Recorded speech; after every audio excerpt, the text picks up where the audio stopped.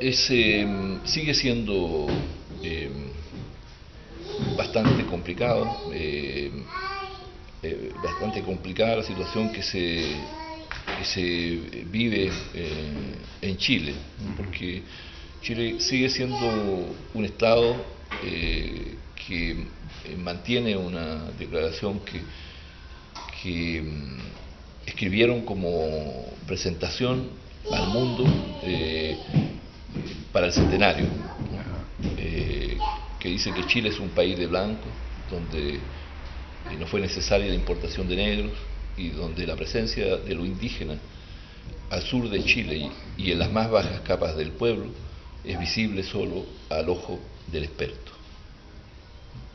Entonces esa es una declaración ideológica que yo he referido sucintamente, porque esa es una declaración larga, en la que lanzaron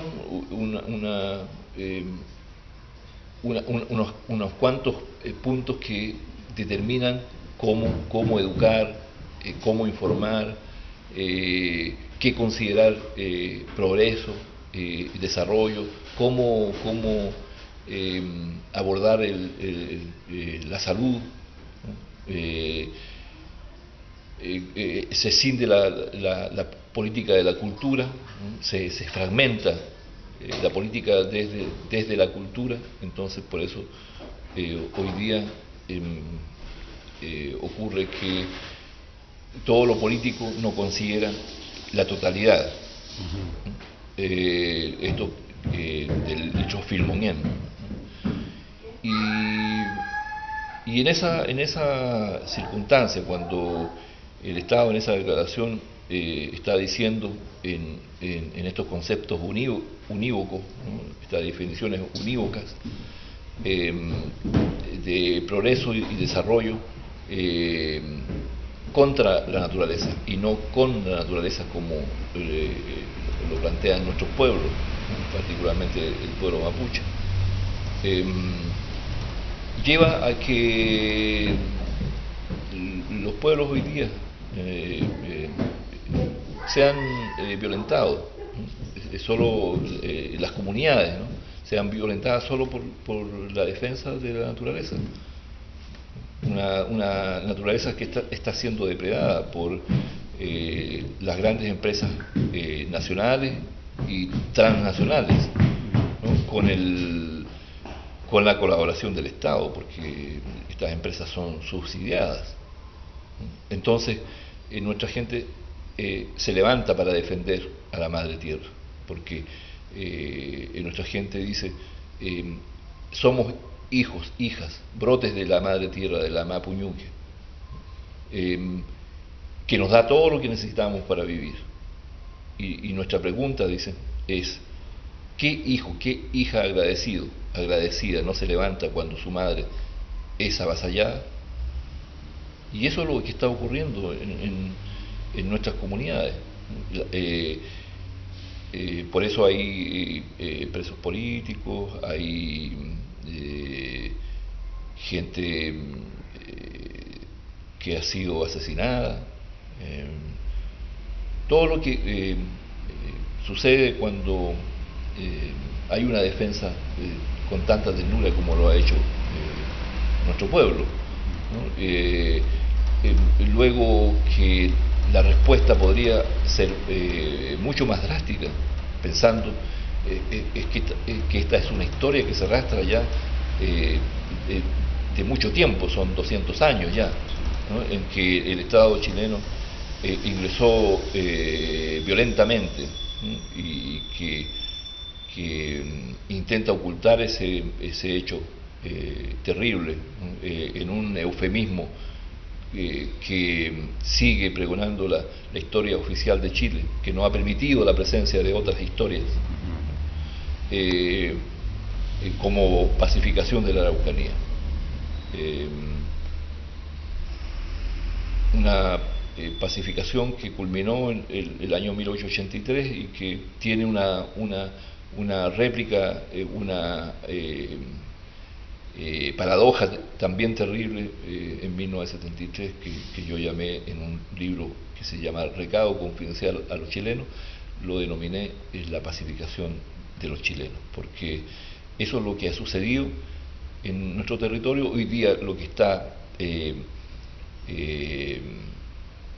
validando, ¿no? Entre comillas, esta usurpación de territorios y del agua, ¿no? Está, diríamos, validada por la denominada legalidad chilena, que no considera la legitimidad de nuestros pueblos que vivían en ese territorio. Entonces, cuando hoy nuestras comunidades sufren, ¿no?, la agresión del Estado chileno, dicen que nuestra gente vulnera la legalidad, ¿no? Entonces todos nos transformamos en potenciales terroristas. Ahora, es cierto que el Estado de Chile ha ido cambiando, pero muy lentamente para la urgencia de este tiempo, pensando además que la ausencia acelerada de las aguas no solamente afecta al pueblo chileno, afecta o sea, al pueblo mapuche, sino también al pueblo chileno y a todos a quienes habitan ese territorio y que habitan la tierra, porque esto no es algo que está sucediendo solamente en nuestro territorio, está ocurriendo en todos los territorios nativos del mundo. Y uno puede encontrar que esto sucede a lo largo del continente hoy denominado América y también en Europa, ¿no? En la China, en la India, etcétera. Entonces, bueno,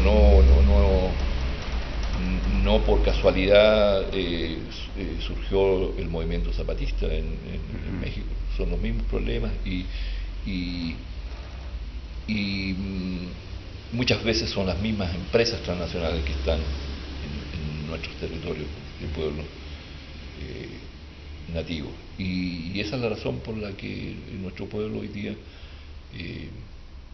lucha, se manifiesta, y este es un problema creciente. En Chile las empresas forestales y mineras han ido avanzando cada vez más al sur de Chile, porque es evidente la situación. Uno puede ver desde poco más al sur de Santiago cómo comienza esa realidad de las forestales hasta Chiloé hoy día, y todo lo que sucede con la agresión minera en el norte de Chile, pero también a lo largo del continente, a lo largo de Chile, hoy día también hasta Chiloé, que está siendo amenazado por empresas mineras, ¿no?, que amenazan con incluso hacer desaparecer bordes costeros.